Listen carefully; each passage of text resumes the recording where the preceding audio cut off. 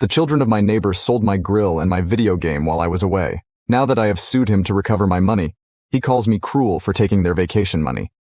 I've always had problems with my neighbor's kids. They're the type of teenagers who throw eggs at other people's houses, play loud music and party all night when their parents are out, and always get into arguments with neighbors over this kind of thing, etc.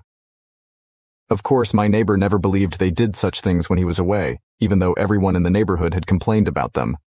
And of course, his kids always pretended to be innocent and denied everything we said. This all got to the point where I had to call the police because when I got home from work, they had invited several friends over and were in my pool eating food from my fridge and using my speaker to play music. The worst part of it all is that even with the police saying that I was right, my neighbor simply refused to believe it. He claimed that I was lying, that I must have paid the police to say that, and that his babies would never do such a thing. Up to this point, I had decided to forgive them and move on, even though they had called me several names and I ended up looking like the bad guy after everything. However, recently, something happened that I simply couldn't forgive.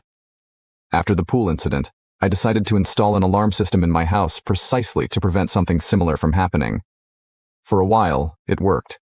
However, one day I went on a business trip, and a week later, the security company that takes care of my alarm asked why I had deactivated it for so long. I said I hadn't deactivated it, and they asked me to check what had happened, because it had been about 3 days since it showed as off to them. I had already finished everything I needed to do at work, so I asked my boss for permission to leave early, and he let me. Now you can watch the second part by pressing share and more.